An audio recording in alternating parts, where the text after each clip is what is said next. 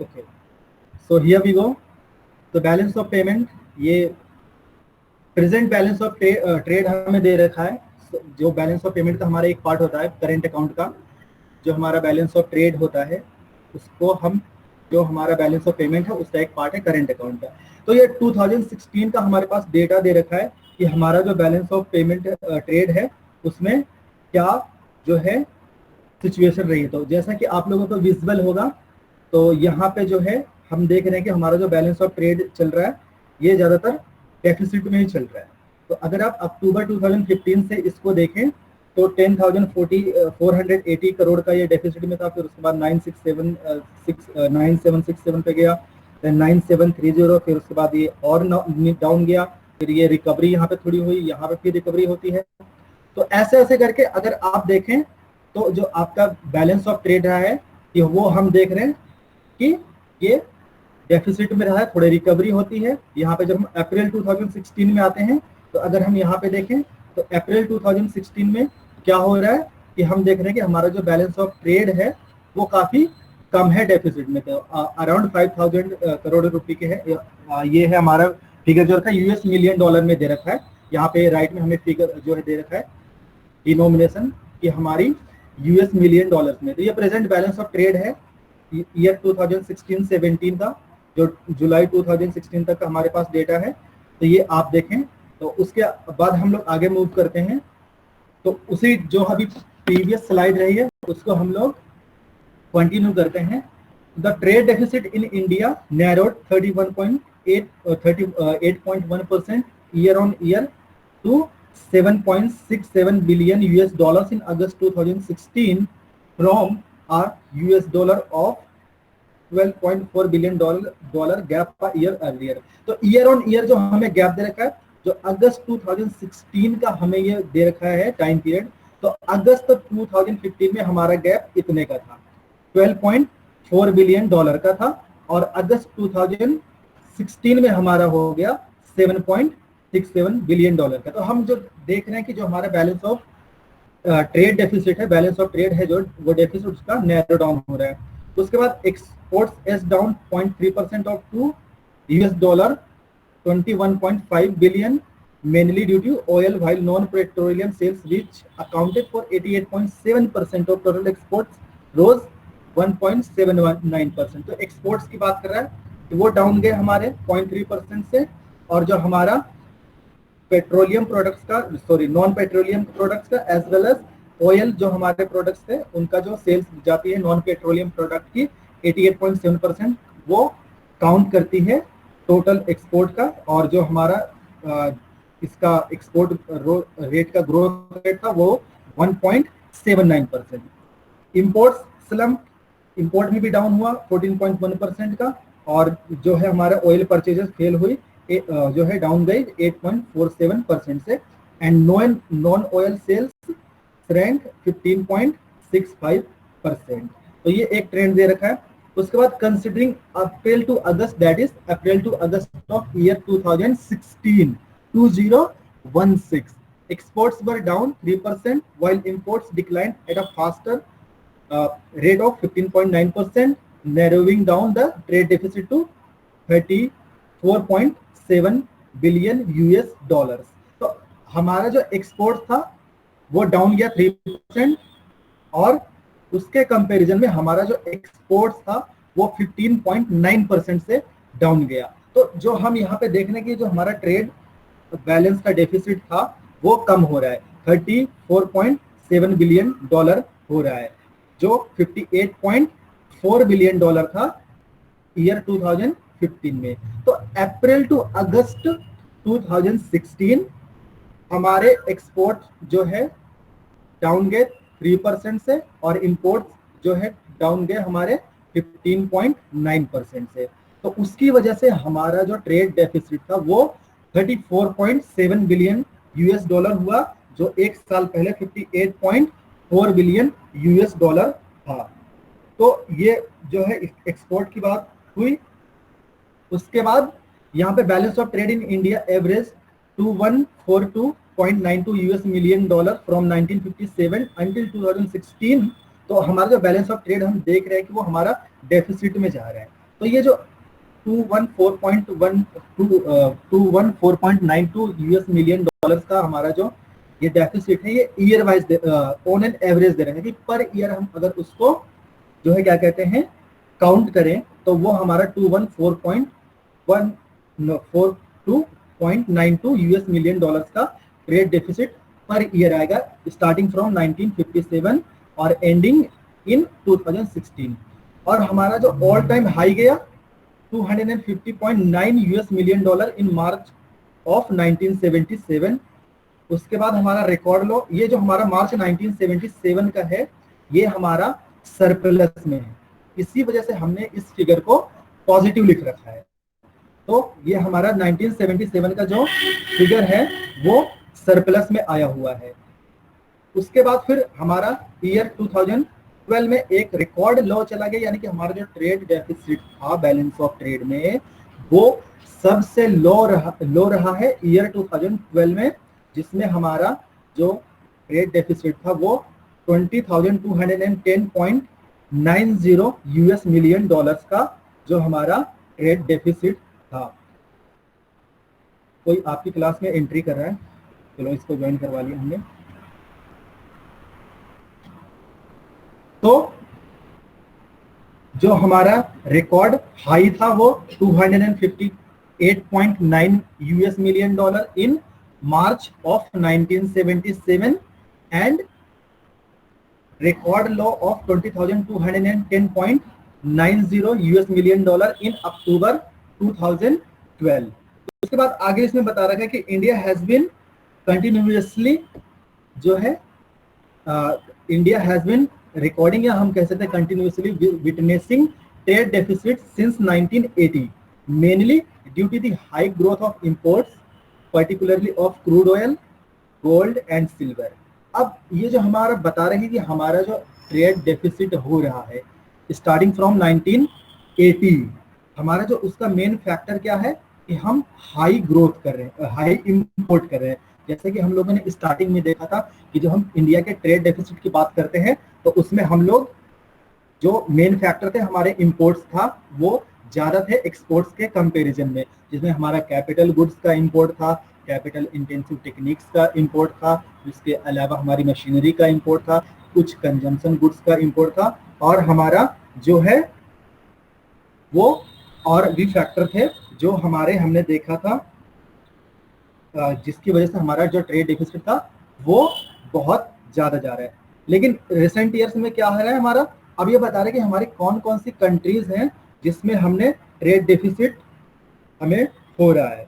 तो इसमें बता रखा है कि एक तो हमारी जो है जो ट्रेड डेफिसिट हो रहा है उसमें एक चाइना है, सऊदी अरेबिया है, इराक है, स्विट्जरलैंड है एंड कुवैत। तो इन 5 कंट्रीज के साथ हमारा जो ट्रेड चल रहा है वो डेफिसिट में चल रहा है, यानी कि इन कंट्रीज से हमारा इंपोर्ट बहुत ज्यादा है। उसके बाद हम ट्रेड सरप्लस किन कंट्रीज के साथ कर रहे हैं, US, Singapore, Germany, Netherlands and United Kingdom. तो स्टार्टिंग में मैंने आपको बताया था, इससे पहले वाली जो क्लासेस हुई थी उनमें मैंने बताया था कि जो हमारा यूएस है और जो यूनाइटेड अरब अमीरेट्स है और जो दो 3 और कंट्रीज हैं उनमें ट्रेड जो हमारा ट्रेड का बैलेंस है वो पॉजिटिव आ रहा है, यानी कि हमारा जो बैलेंस ऑफ पेमेंट सिचुएशन है, बैलेंस ऑफ ट्रेड की जो सिचुएशन है वो सरप्लस में जा रही है।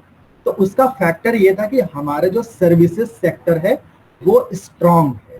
तो जो हम फॉरेन में यूएस में देखें, आप सिंगापुर में देखें, जर्मनी में देखें या फिर यूनाइटेड किंगडम में देखें, तो यहाँ पे हमारी जो सर्विसेज हैं वो बहुत स्ट्रॉन्ग हैं।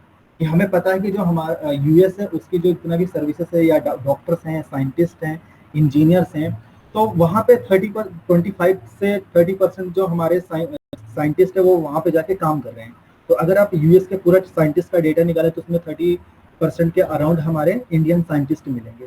तो उसके अलावा हम आईटी सर्विसेज प्रोवाइड कर रहे हैं, बीपीओ जो है प्रोवाइड कर रहे हैं, कंसल्टेंसी सर्विसेज प्रोवाइड कर रहे हैं। तो इन सब की वजह से हम इन कंट्रीज के साथ अपना जो ट्रेड बैलेंस है उसको हम लोग पॉजिटिव में रिकॉर्ड कर रहे हैं।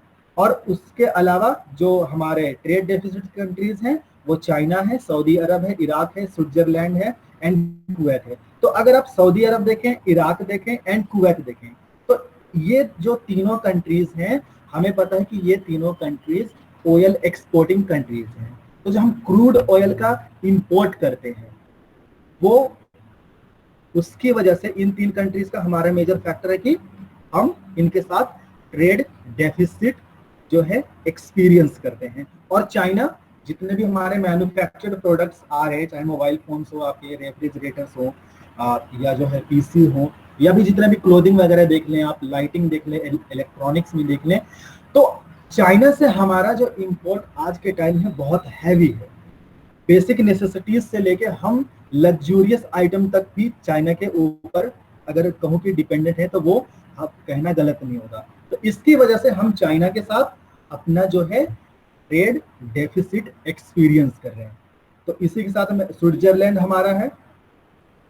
और आगे मूव करते हैं कि ये तो बात हुई कि हम किन कंट्रीज के साथ ट्रेड डेफिसिट एक्सपीरियंस कर रहे हैं और किन कंट्रीज के साथ हमारा जो ट्रेड है वो सरप्लस में है। तो 5 कंट्रीज यहाँ पे हैं जो मेनली हमारा बिगेस्ट कंट्रीब्यूटर है इन ट्रेड डेफिसिट में। पहला है चाइना, सऊदी अरेबिया, उसके बाद आपका इराक है, स्विट्जरलैंड एंड कुवैत।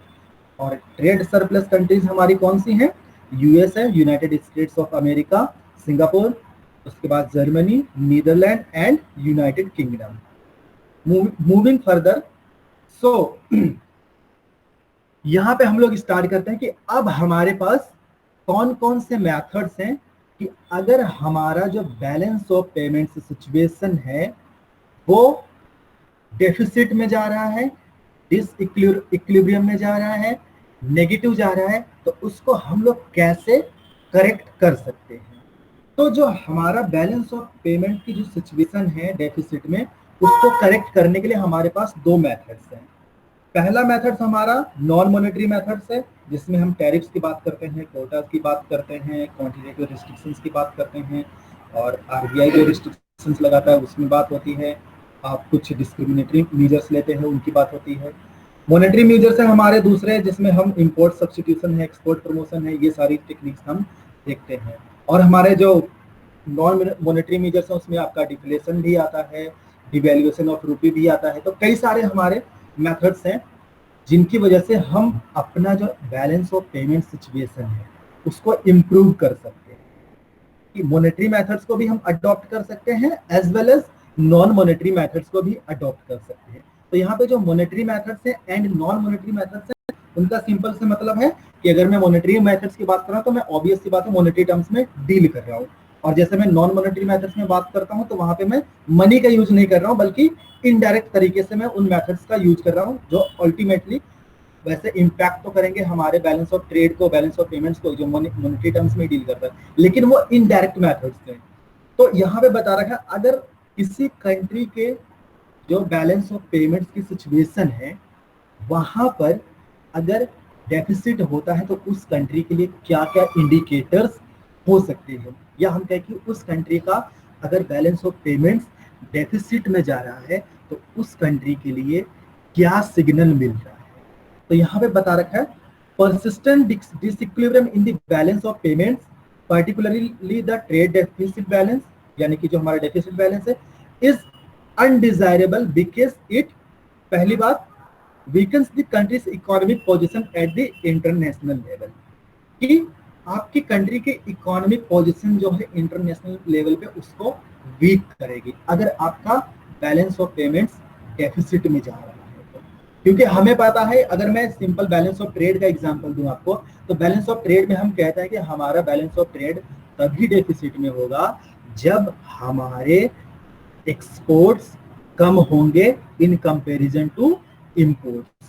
तो यानी कि आप इंपोर्ट्स ज्यादा कर रहे हैं और आपके एक्सपोर्ट्स कम है, तो आपकी जो फॉरेन अर्निंग है, फॉरेन एक्सचेंज की जो अर्निंग है वो कम हो रही है, तो आप जो है ट्रेड डेफिसिट को एक्सपीरियंस करेंगे। तो पहली बात उसने बताया कि अगर बैलेंस ऑफ पेमेंट्स हमारा डिसइक्विलिब्रियम है और वो भी अगर डेफिसिट में है तो कंट्री का जो इकोनॉमिक पोजीशन है वो इंटरनेशनल मार्केट में वीक करता है। दूसरा, affect the progress of the economy adversely, जैसा कि हम लोगों ने एक्सपीरियंस किया 1991 के केस में देखा, जो हमारा 1985 से लेकर 1990 तक का हमारा पीरियड था, उसमें हमने देखा कि बैलेंस ऑफ पेमेंट जो हमारा था बहुत एडवर्स हो चुका था। उसके बाद रिसेंट ईयर्स में भी एडवर्स चल रहे हैं।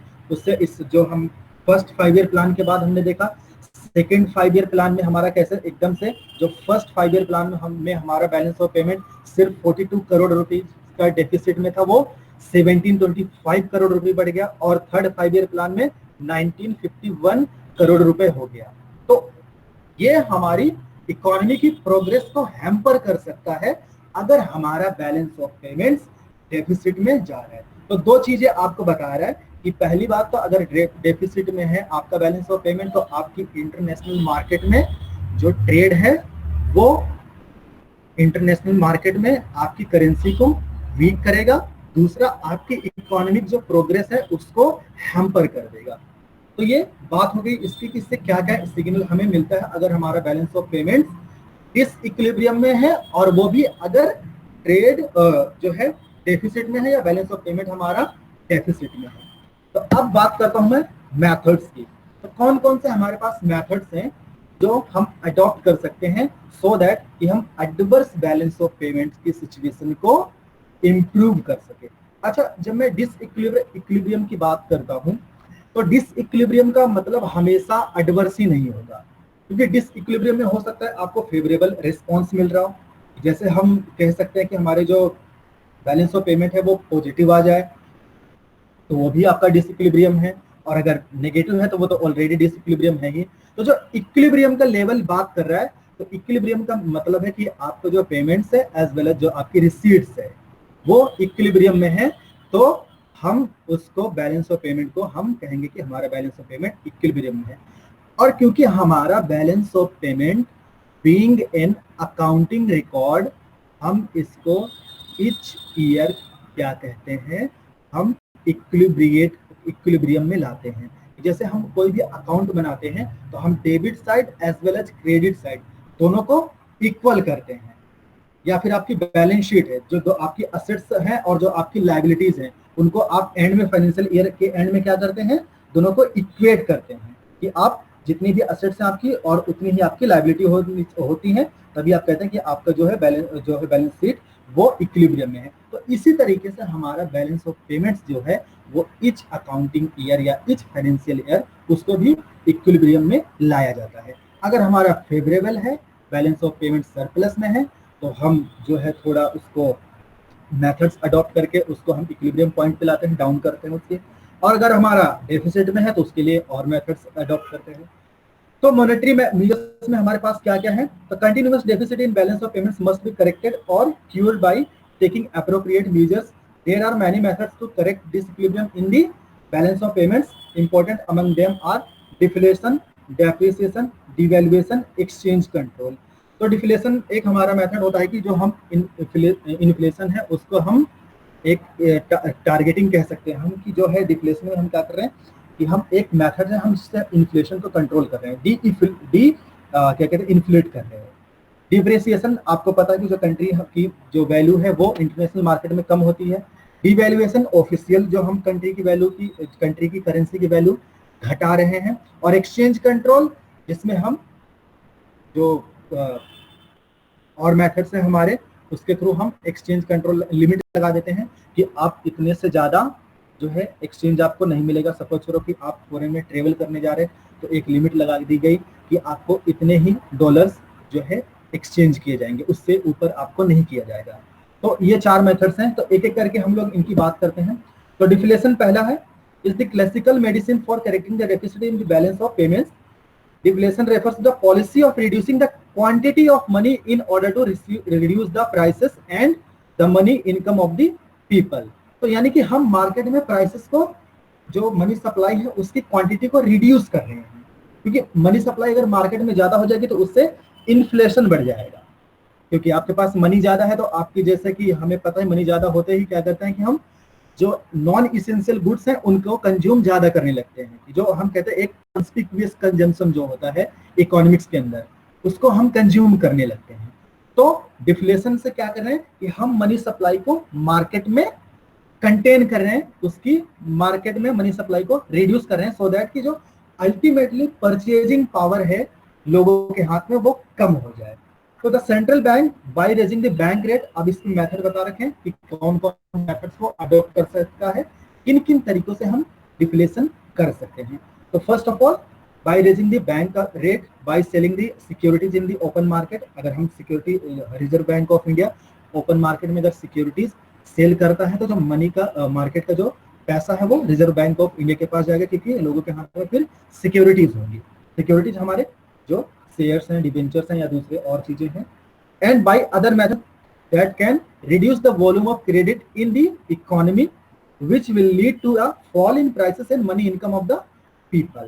तो अल्टीमेटली हम बात कर रहे हैं कि जो मनी इनकम ऑफ पीपल है या परचेजिंग पावर ऑफ पीपल है, इन हैंड्स ऑफ पीपल है, उनको हम रिड्यूस कर रहे हैं। तो हम एक तरह से इन्फ्लेशन जो है उसको कम कर रहे हैं। Deflation just opposite of inflation.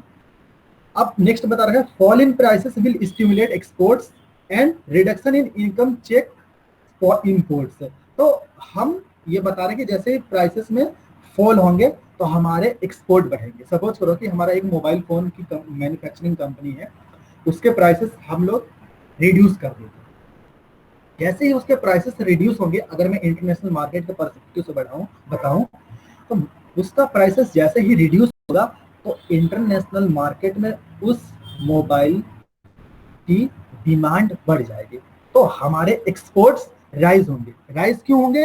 क्योंकि आपको जो मोबाइल फोन मिल रहा है वो काफी इकोनॉमिक रेट पे मिल रहा है, काफी आपको क्या कहते हैं चीप रेट पे अवेलेबल है, अफोर्डेबल प्राइस पे मिल रहा है in comparison to other countries mobile manufacturing जो है उनसे।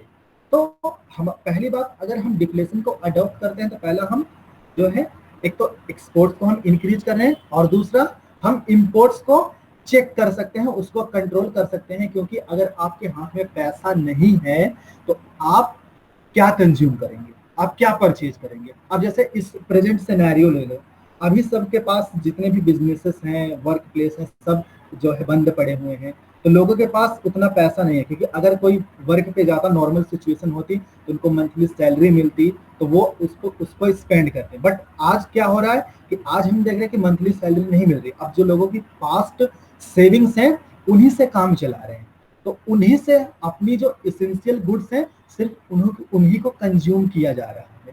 क्योंकि आप अगर दूसरे जो नॉन इसेंशियल गुड्स हैं उनको आप नहीं कंज्यूम कर रहे हैं।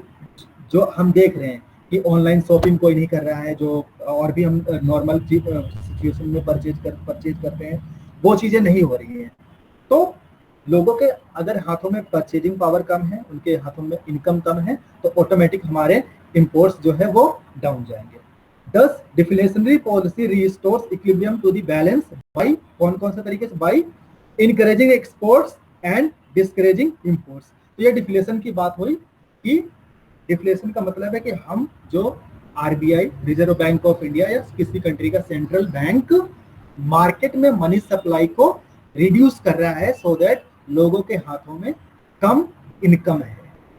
अब उसके बाद बताया moreover a higher interest rate in the domestic market will attract foreign funds which can be used for correcting disequilibrium. तो अब क्योंकि बैंक रेट इंक्रीज कर रहे हैं, जो आपका क्या कहते हैं उसको, और ओपन मार्केट में आरबीआई सिक्योरिटीज क्या कहते हैं सेल कर रहा है, तो उससे होगा हमारा फॉरेन फंड्स का अट्रैक्शन होगा। उसके बाद हाउएवर, अब यहाँ पे इसकी डिफिनेशन बता रखा, डिसएडवांटेज बता रखा है। Deflation is not considered a suitable method to correct adverse balance of payments because of the following reasons. अब इसका डिफ्लेशन का हमारा ड्रॉबैक्स क्या है? पहला, deflation means reduction in the income और wages which is strongly opposed by the trade unions. तो अगर आप क्या कहते हैं इनकम लोगों की रिड्यूस करेंगे, उनके वेजेस को आप रिड्यूस करेंगे, तो ट्रेड यूनियन से आपको स्ट्रॉन्ग प्रोटेस्ट मिलेगा। तो आपकी जो है क्या कहते हैं मैन्युफैक्चरिंग एक्टिविटीज जो हैं, या अगर ट्रेड यूनियन हड़ताल पे चलेगी तो आपका जो पूरा का पूरा बिजनेस प्रोसेस चल रहा है वो ठप हो सकता है, रुक सकता है। तो पहला आपको ट्रेड यूनियन से अपोजिशन मिलेगा। Deflation causes unemployment and suffering to the working class, क्योंकि अनएम्प्लॉयमेंट की सिचुएशन हो जाएगी। आज के प्रेजेंट सिनेरियो ले लो कि आज के जो टाइम पे कोई रोजगार रहा नहीं। हम एक एग्जांपल के थ्रू समझ सकते हैं कि जो हमारे माइग्रेंट वर्कर्स हैं या डेली वेज अर्नर्स हैं, हम मार्च का जो एंड टाइम था 26 से लेके 28 मार्च तक की जो डेट थी, हमने देखा था कि जो आनंद विहार बस अड्डा है वहां पे लाखों की संख्या में जो माइग्रेंट वर्कर्स थे, डेली वेज अर्नर्स थे, अपने अपने घर जाना चाह रहे थे। क्यों? क्योंकि जो उनकी जॉब्स है वो क्या कहते हैं, डिसअपियर हो गई है, उनकी जॉब्स चली गई हैं फॉर द टाइम बिंग। कम से कम जब तक ये सिनेरियो चल रहा है कोविड-19 का, तब तक तो उनकी जॉब चली गई है। उसके बाद क्या सिचुएशन हो सकती है उसको प्रिडिक्ट नहीं किया जा सकता, क्योंकि many types of businesses will disappear due to कोविड-19। तो आपका अनएम्प्लॉयमेंट की सिचुएशन क्रिएट कर सकता है। In a developing economy like India, expansionary monetary policy rather than contractionary.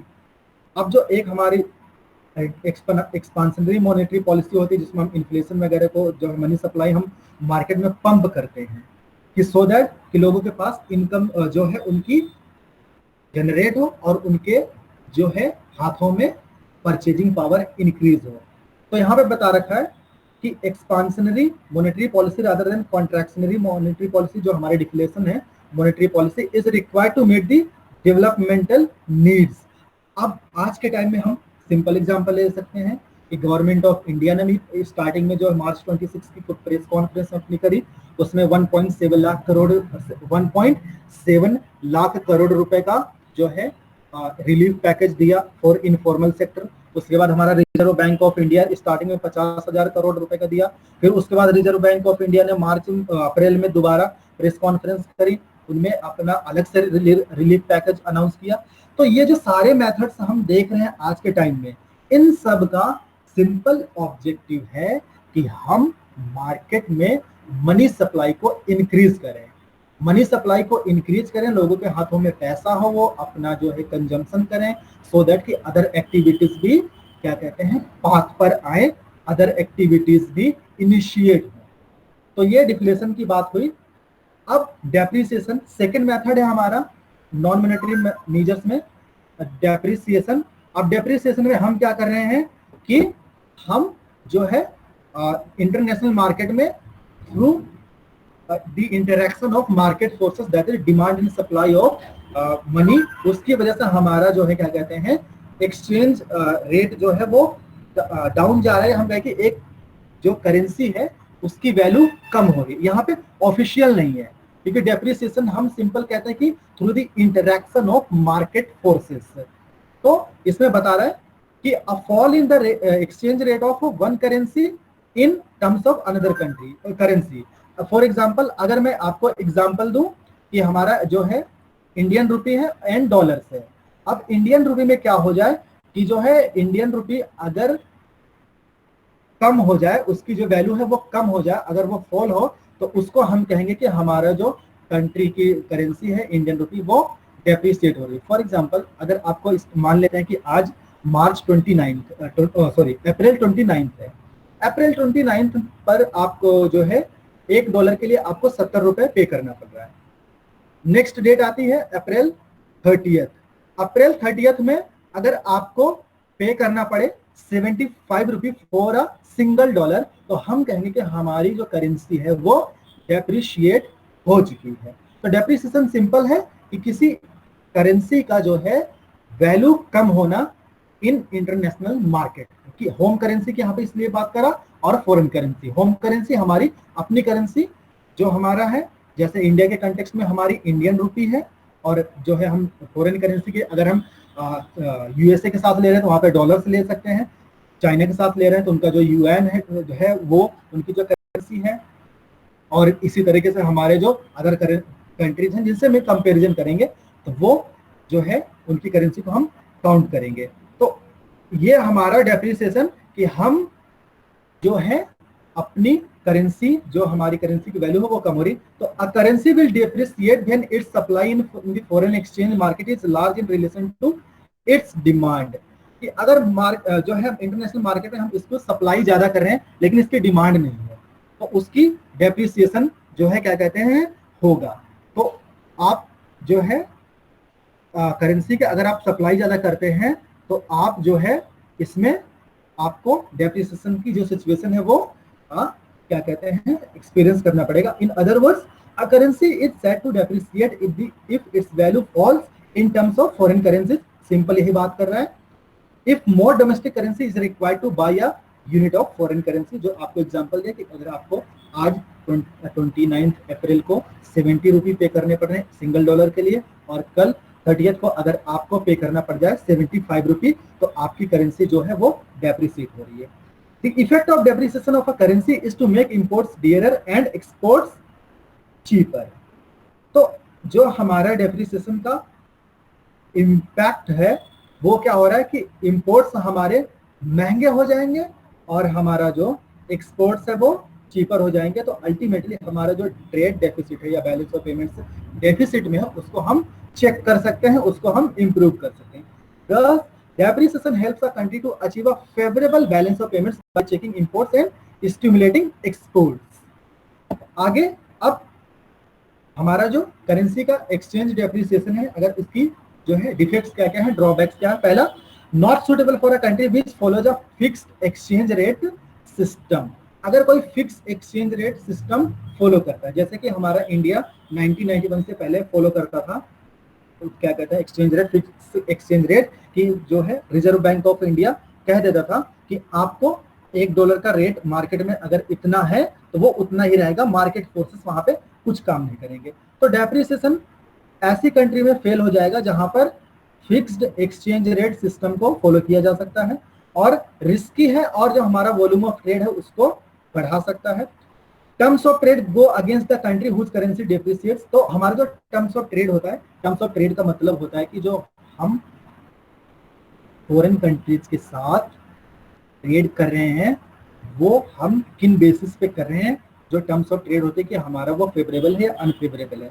Favourable का मतलब है कि क्या हमारे जो चीजें चल रही है वो हमारे फेवर में चल रही है या अगेंस्ट में चल रही है। तो वो टर्म्स ऑफ ट्रेड जिसकी कंट्री की करेंसी डेप्रिसिएट होगी उसके अगेंस्ट में जाएगा, और जिस कंट्री की करेंसी जो है अप्रिसिएट हो रही है उसके फेवर में जाएगा। तो ऐसे सिचुएशन में अगर आपका ट्रेड डेफिसिट जो है ट्रेड डेफिसिट है इन बैलेंस ऑफ पेमेंट्स और आपकी करेंसी भी डेप्रिसिएट हो रही है, तो ये आपके लिए एक अलार्मिंग सिचुएशन है कि फिर आपको फिर एक्सचेंज जो डेप्रिसिएशन मेथड है या डेप्रिसिएशन ऑफ करेंसी वाला मेथड है उसको जो है अडॉप्ट नहीं कर सकते आप, वो फेल हो जाएगा, आपको दूसरे मेथड्स को रिसोर्ट करना पड़ेगा।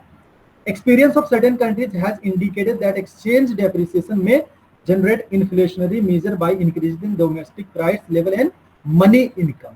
इन्फ्लेशन बढ़ा सकता है आपकी कंट्री के अंदर। इसमें हमने एक्सपीरियंस किया है कई सारी कंट्रीज का कि जो हमारा डेप्रिसिएट जब कंट्री की करेंसी होती है उसमें इन्फ्लेशन बढ़ता है। आप इंडिया की एग्जांपल ले लो कि जैसे कि अभी हम 1-2 महीने पहले हमने देखा था हमारा जो रुपी हुआ था वो बहुत तेजी से जो है क्या कहते हैं वीक हुआ था। तो उसकी वजह से भी हमारा जो मनी सप्लाई कह रहा हूँ, जो हमारी इन्फ्लेशन थी वो जो है डोमेस्टिक मार्केट में बहुत ज्यादा हो गई थी। उसके बाद the success of the method of exchange depreciation depends upon the cooperation of other countries. Cooperation of other countries का मतलब है कि सपोज करो आपकी जो है करेंसी डेप्रिसिएट हो रही है, आपकी करेंसी डेप्रिसिएट हो रही है, तो जो दूसरा जो है कंट्री है वो भी तो उस चीज को वॉच कर रहा होगा, उस सिचुएशन को मॉनिटर कर रहा होगा, तो वो भी कोशिश करेगा कि मैं भी कुछ ऐसे मेथड्स अडॉप्ट करूं जिससे इस डेप्रिसिएशन को मेरे को भी बेनिफिट मिल सके। तो जो डेप्रिसिएशन मेथड है करेंसी का उसमें आपको अगर लॉन्ग टर्म में रहता है जो है अगर ज्यादा टाइम तक चलता है तो जो दूसरी कंट्री है जिसके साथ आप ट्रेड कर रहे हैं उसके कोऑपरेशन पे डिपेंड करेगा कि वो कब तक उस डेप्रिसिएशन पर अपनी जो है रिस्पॉन्स नहीं करता, तो अब कब तक अपना रिस्पॉन्स नहीं देता वो। तो ये एक्सचेंज डेप्रिसिएशन की बात हुई। Devaluation, simple official reduction in the value of a currency.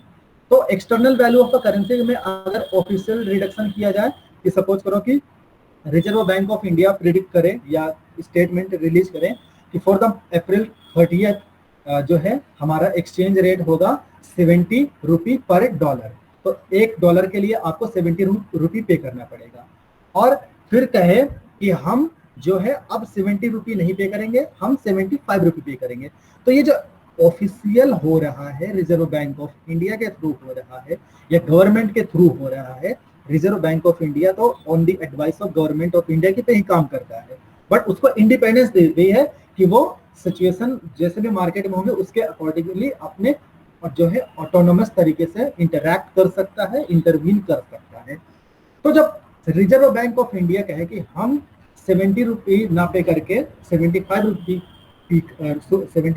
पे करेंगे, तो उस केस में आपकी करेंसी जो है डिवेल्युएट हो रही है। ये ऑफिशियल रिडक्शन है।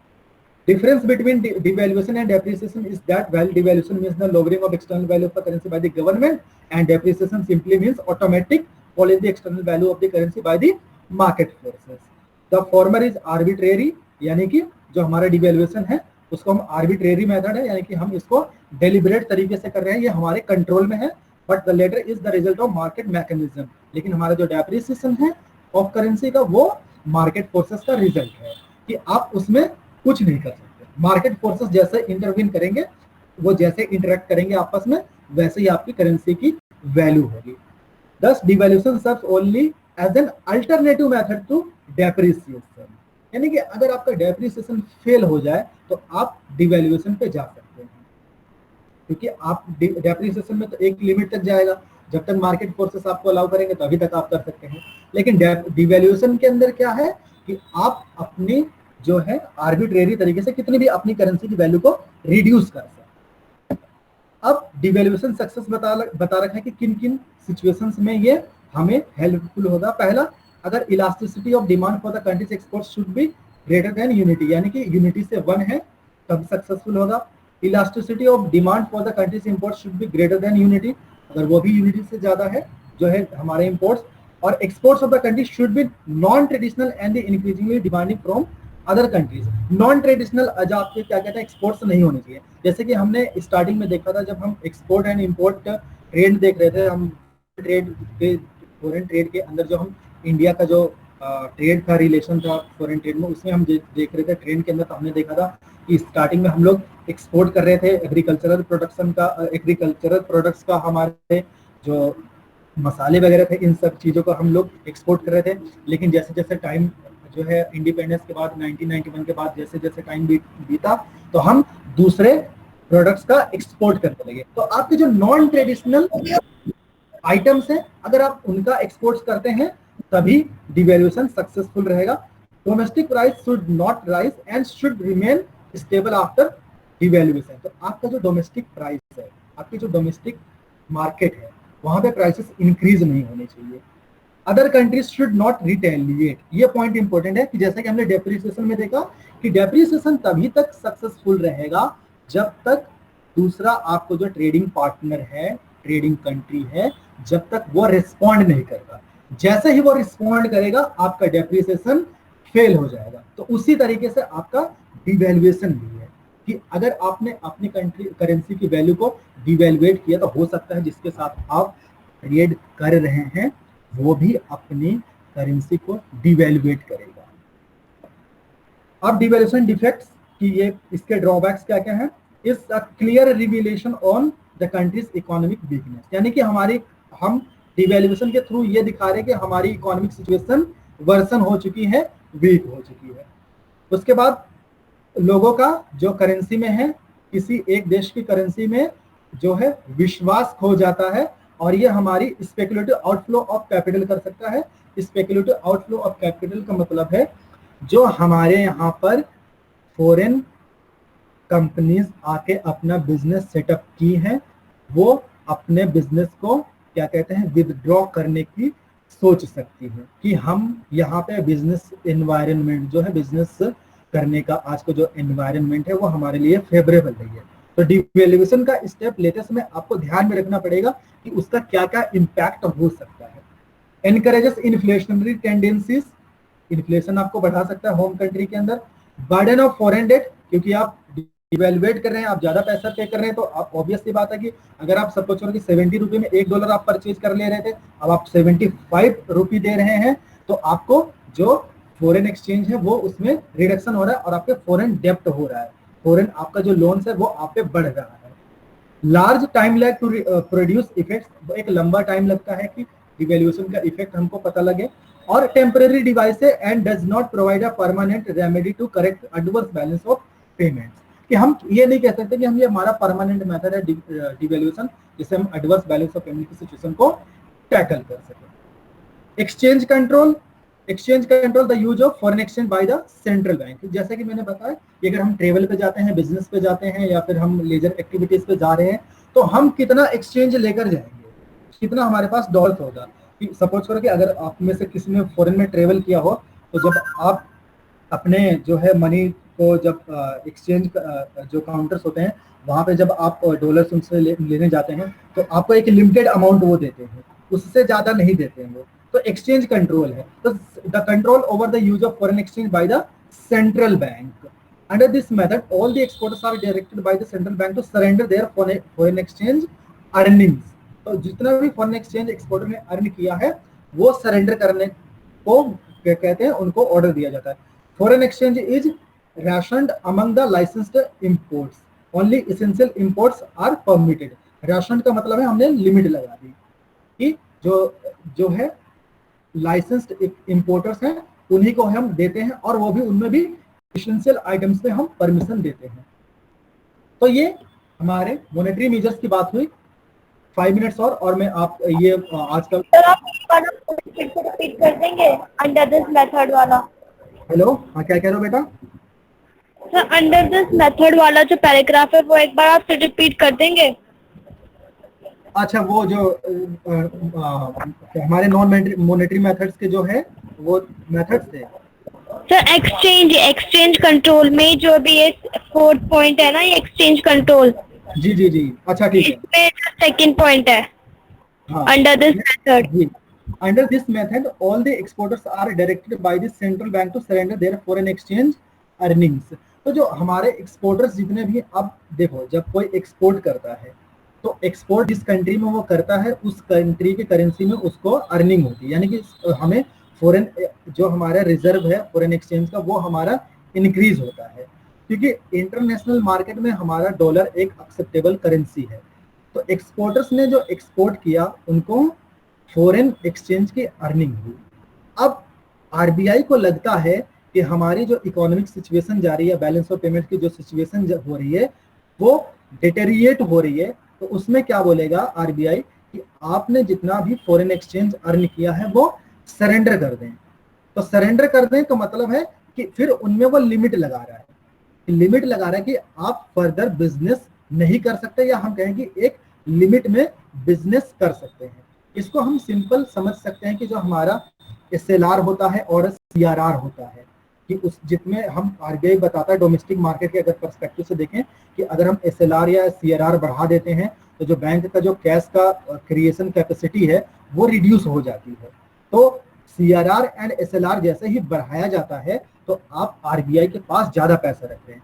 तो इसी तरीके से हमारा ये फॉरेन एक्सचेंज कंट्रोल है कि जिसमें अगर एक्सपोर्टर्स को हम कह रहे हैं कि आप अपने फॉरेन एक्सचेंज को सरेंडर करें, जो आपकी फॉरेन एक्सचेंज अर्निंग्स हैं, तो हम कह रहे हैं कि हम जो है आरबीआई मार्केट से मनी जो है वो अपने पास ले रहा है। समझ में आया आपको? Yes sir. ठीक है। नॉन मॉनेटरी मेजर्स, अब इसमें बात करते हैं। पहला है टैरिफ्स। टैरिफ्स हमारा टैक्सेस से जो ड्यूटीज हैं उनमें इंपोर्ट्स पे लगाया जाता है। When tariffs are impose the prices of imports would increase. तो टैरिफ्स का हम यूज तब करते हैं अगर हम टैरिफ लगा देते हैं इंपोर्ट्स पे तो उसके जो प्राइसेस हैं वो इंक्रीज होंगे। सिंपल जैसे हम टैक्सेस लगा देते हैं, कस्टम्स ड्यूटी है, आपका जो है क्या कहते हैं सेल्स टैक्स है, कई सारे जो एक्साइज ड्यूटी वगैरह जैसे हम डोमेस्टिक मार्केट में देखते हैं, उसी तरीके से हमारा टैरिफ्स है, ड्यूटीज हैं कि फॉरेन से जो भी हमारे इंपोर्ट्स आ रहे हैं उनमें हमने ड्यूटी लगा दी। तो अब हमने जो ड्यूटी लगा दी, ड्यूटी का मतलब है टैक्सेस जो लगा दिए, उसकी वजह से वो इंपोर्ट्स हमारे जो है महंगे होंगे। तो आप उनका कंजम्पशन कम करेंगे तो अल्टीमेटली आप अपने इंपोर्ट्स को क्या कहते हैं टैकल कर रहे हैं, उसको रिड्यूस कर रहे हैं। टैरिफ्स की बात हुई। Tariffs break equilibrium by reducing the volume of trade, world trade and prosperity, जो है क्या कहते हैं जो उसका obstruct the expansion of world trade and prosperity. अगर आप टैरिफ लगाते हैं, ये ड्रॉबैक्स है टैरिफ के, अगर आप टैरिफ लगाते हैं तो आप जो है अपने कंट्री के अंदर जो फॉरेन कंट्री से गुड्स एंड सर्विसेज आ रहे हैं उनका आप एंट्री रिस्ट्रिक्ट कर रहे हैं। तो आप एक तरीके से अपने मार्केट में जो है फॉरेन कंट्रीज का जो प्रोडक्ट्स है उनकी जो है एक हम कह सकते हैं कि जो उनकी सिचुएशन है उसको आप जो है ज़्यादा देर तक नहीं चलने देना चाह रहे। Tariff need not necessarily reduce imports. कई बार हो सकता है कि हमारा इम्पोर्ट्स ना रिड्यूस करें tariff. Has the effects of tariff on the balance of payment position are uncertain. आपने टैरिफ तो लगा दिया, सपोज करके आपने ड्यूटी तो लगा दी, लेकिन लोग अब भी खरीद रहे हैं, अब भी परचेज कर रहे हैं। तो ये है tariff seeks to establish equilibrium without removing the root causes of disequilibrium. तो रूट कॉजेज जो है आपके डिसइक्विलिब्रियम को, आपने उनको स्टडी नहीं किया, आपने डायरेक्टली जाके इंपोर्ट्स पे टैरिफ लगा दिया, तो उसका इम्पैक्ट आपके लिए बेनिफिशियल होने की बजाय आपके लिए वो डिसएडवांटेजियस हो सकता है। A new or higher tariff may aggravate the disequilibrium in the balance of payments of the country already having a surplus। अगर आपने हायर टैरिफ लगा दिया तो आपको और डिसइक्विलिब्रियम में वो लीड कर सकता है in the balance of payments situation में। Tariffs to be successful require an efficient and honest administration which unfortunately is difficult to have in most of the countries. जो एक एफिशिएंट हमें एडमिनिस्ट्रेशन चाहिए, ऑनेस्ट एडमिनिस्ट्रेशन चाहिए कि tariffs के जो impacts है उसको एनालाइज कर सके, कि हम उसके इम्पैक्ट को अपनी कंट्रीज के अंदर एनालाइज कर सके। एक एग्जांपल देता हूँ आपको टैरिफ से रिलेटेड। जो हमारा चाइना है, चाइना से हमारे जितने भी प्रोडक्ट्स आते हैं, जो मोबाइल फोन्स आते हैं, अगर आप इनके ऊपर जो ड्यूटीज लगाई जाती है, जो टैक्सेस लगाए जाते हैं, अगर आप उनकी फिगर्स को सुनेंगे तो आपको हैरान होगा कि इतनी हैवी ड्यूटी लगाने के बावजूद भी ये इतने हमारे मार्केट में, डोमेस्टिक मार्केट में चीप है। इंडिया अप्रोक्सीमेटली 200 से 300% का जो है टैक्सेस लगाता है चाइनीज प्रोडक्ट्स पे, जो स्पेशली मोबाइल फोन्स पे। 200 से 300% टैक्सेस लगाने के बावजूद आपको एक स्मार्टफोन 5 से 6 हजार में जो है स्टार्टिंग रेंज में मिल जाता है, और अगर 10 से 15 हजार में जाते हैं तो जो आपको एक स्मार्टफोन 40 से 50 हजार रुपए में, अगर आप दूसरे ब्रांड पे जाएंगे वो फीचर्स मिलेंगे तो आपको 10 से 15 हजार में मिल रहे हैं। तो यानी कि इतनी हैवी 200 से 300% की ड्यूटी लगाने के बावजूद हम चाइनीज प्रोडक्ट की एंट्री अपनी मार्केट में जो है उसको रिस्ट्रिक्ट नहीं कर पा रहे हैं। तो इसी वजह से हमने देखा कि जो चाइना के साथ हमारा ट्रेड डेफिसिट है वो बहुत ज्यादा है। अब कोटा जार दे क्वांटिटेटिव मेजर, जिसमें हम एक लिमिट लगा देते हैं कि आप इससे ज्यादा इंपोर्ट या एक्सपोर्ट नहीं कर सकते। उसके बाद लॉन्ग टर्म ये भी सोल्यूशन नहीं है, और कोटा डब्ल्यूटीओ के अंदर डिस्करेज है। डिस्करेज का मतलब है कि डब्ल्यूटीओ कहता है कि आपको क्वांटिटेटिव मेजर्स नहीं लगाने चाहिए, कि आप एक लिमिट नहीं लगा सकते किसी कंट्री के साथ, कि सपोज करो चाइना एंड इंडिया दोनों आपस में बिजनेस कर रहे हैं। इंडियन गवर्नमेंट कहती है कि हम चाइना से सिर्फ 500 यूनिट्स ऑफ मोबाइल फोन ही एक ईयर में परचेज करेंगे। तो ये जो आपने लिमिट लगाया, ये डब्ल्यूटीओ कहता है कि आपको ऐसा नहीं करना चाहिए। ये इंटरनेशनल ट्रेड के जो प्रिंसिपल्स है उनके अगेंस्ट जाती है। हम कहें कि डब्ल्यूटीओ इस चीज को डिस्करेज करता है, क्योंकि डब्ल्यूटीओ का सिंपल ऑब्जेक्टिव है, उसका प्रिंसिपल है free movement of goods and services across the borders. तो आपको बॉर्डर पे गुड्स एंड सर्विसेज का फ्री मूवमेंट इंश्योर करना है। Implementation of quotas is open invitation to corruption. आप इंपोर्ट कोटा लगा रहे हैं तो उसको करप्शन को आप एक इन्विटेशन दे रहे हैं। कैसे इन्विटेशन दे रहे हैं कि जब कोटा लगा दिया कि सपोज करो कि चाइना से हमने कहा कि 500 यूनिट्स ही हम मोबाइल फोन मैन्युफैक्चर करेंगे, तो जितने भी जो है क्या कहते हैं चाइना की कंपनी होंगी, आपकी जो ब्यूरोक्रेट्स हैं या आपकी जो गवर्नमेंट है उनको अप्रोच करेंगे कि हमारे प्रोडक्ट को पास करवा दें, क्योंकि अब जो हमने कोटा लगा दिया है।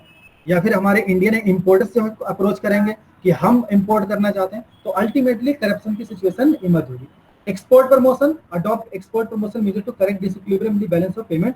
इसका मतलब क्या होता है, हमारे इंपोर्ट सब्स्टिट्यूशन से सब्स्टिट्यूट्स हैं, जो हम कहते हैं कि हम जो ऐसे प्रोडक्ट्स जिसको हम खुद मैन्युफैक्चर कर सकते हैं उसको हम प्रोड्यूस करेंगे। Tax concession to exporters, marketing facilities, credit and incentives to exporters. तो ये जो सारे मेथड्स हैं, हम एक्सपोर्ट प्रमोशन का मतलब कि हमारे जो एक्सपोर्टर्स हैं उनको हम कौन कौन से इंसेंटिव्स दे सकते हैं, कौन कौन से उनको हम रिलैक्सेशन दे सकते हैं, कि सो दैट कि उनका जो इंटरनेशनल मार्केट में प्रोडक्ट है वो जो है सेल ऑफ हो सके।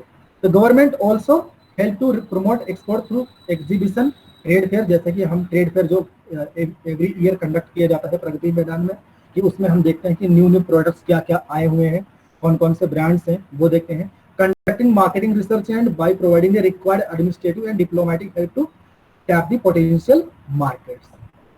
इंपोर्ट सब्स्टिट्यूशन, ये लास्ट है इसका। A country may resort to import substitution to reduce the volume of exports and make it self reliant. Import substitution का मतलब सिंपल सा है कि हम ऐसे प्रोडक्ट जिनको हम डोमेस्टिकली मैन्युफैक्चर कर सकते हैं उन चीजों को हम इंपोर्ट नहीं करेंगे, तो हम अपनी जो है डिपेंडेंस अपने कंजम्पशन के लिए फॉरेन कंट्री पे कम कर रहे हैं और अल्टीमेटली हम सेल्फ रिलायंट बन रहे हैं। तो फिस्कल एंड मॉनेटरी मेजर्स में भी adopted to encourage industries producing import substitutes. तो आपके फिस्कल मेजर्स में आपके टैक्सेस हो गए, एक्सपेंडिचर कर सकते हैं आप, रिसर्च फैसिलिटीज आप बिल्डअप कर सकते हैं। मॉनेटरी मेजर्स आप उनको क्या कहते हैं, टैक्सेस में जो है कुछ इंसेंटिव्स दे दीजिए, कुछ उनको डिस्काउंट वगैरह दे दीजिए अगर आप कुछ लिमिट तक यूनिट प्रोड्यूस करते हैं। तो ये सारे fiscal as well as monetary measures government adopt कर सकती है इंपोर्ट सब्स्टिट्यूशन को सक्सेसफुल बनाने के लिए। Industries which produce import substitute require special attention in the form of various concession which include tax concession, technical assistance, subsidies, providing scarce inputs। जो हमारे बहुत ही रेयर इनपुट्स हैं, जो हम कहते हैं कि जो रेयर क्या कहते हैं मिनरल्स हैं, अगर हम उनको इनपुट्स प्रोवाइड करें या उनकी जो मार्केटिंग इंफॉर्मेशन है वो बेटर प्रोवाइड करें। उसके बाद नॉन मॉनेटरी मेथड्स कौन कौन से होंगे, are more effective than monetary methods and are normally applicable in correcting an adverse balance of payments situation. अब ड्रॉबैक्स क्या है, कुछ इंडस्ट्री जो है इंपोर्ट जो है क्या कहते हैं सब्स्टिट्यूशन में अपना जो आइडेंटिटी है वो लॉस हो सकती है, उनकी कॉम्पिटिटिवनेस कम हो सकती है। क्योंकि इंपोर्ट पर सब्स्टिट्यूशन में हम सिंपल करें कि हम अपने डोमेस्टिक प्रोडक्ट मार्केट में उन प्रोडक्ट को मैन्युफैक्चर करेंगे जिसको हम खुद मैन्युफैक्चर कर सकते हैं, हम इंपोर्ट नहीं करेंगे। सपोज करो हम मोबाइल फोन का एग्जांपल लेते हैं, हम कहते हैं कि हम मोबाइल फोन का इंपोर्ट नहीं करेंगे, तो अब जितने भी इंडिया के मोबाइल फोन के मैन्युफैक्चरर्स हैं उनको लगेगा कि ये तो इंपोर्ट होगा ही नहीं, अब जो भी हम प्रोड्यूस करेंगे वो मार्केट में अल्टीमेटली कंज्यूम होगा, तो जो एक कॉम्पिटिटिवनेस की स्पिरिट है वो खत्म हो जाएगी, तो आपको क्वालिटी प्रोडक्ट नहीं मिलेंगे। Industries enjoying various incentives will develop vested interest and ask for such concessions all the time. ये हर समय गवर्नमेंट के पास इंडस्ट्रीज भीख मांगेंगी कि हमें जो है कंसेशन चाहिए। Deliberate promotion of import substitute industries go against the principle of comparative advantage। तो comparative advantage की हम बात करते हैं कि एक कंट्री को comparative advantage कैसा है कि सपोज करो कि इंडिया को अगर हम चाइस एंड व्हीट का एग्जांपल ले लें, हम कहते हैं इंडिया चाइस में प्रोडक्शन ज्यादा कर रहा है और चाइना व्हीट में कर रहा है, तो इंडिया को चाइस का ही प्रोडक्शन करना चाहिए। तो इंपोर्ट सब्स्टिट्यूशन जब आप लगा देंगे, अगर चाइनीज कहते हैं हम व्हीट का क्या कहते हैं इंपोर्ट ही नहीं करेंगे, तो आप कंपेरेटिव एडवांटेज का जो प्रिंसिपल है उसके अगेंस्ट जा रहे हैं। तो ये था आज का हमारा टॉपिक बैलेंस ऑफ पेमेंट्स, जिसके अंदर हमने देखा कि हम बैलेंस ऑफ पेमेंट की सिचुएशन हमारी कैसे कैसे रही है, उसमें ट्रेंड्स क्या रहे हैं, बैलेंस ऑफ पेमेंट्स के कंपोनेंट्स क्या होते हैं, अगर हमारे बैलेंस ऑफ पेमेंट्स में डिसइक्विलिब्रियम रहा तो वो क्यों रहा, और कौन कौन से मेथड्स हैं जिनकी हेल्प से हम मेथड्स अडॉप्ट करके disequilibrium in balance of payment को हम जो है करेक्ट कर सकते हैं। Thank you very much for joining me and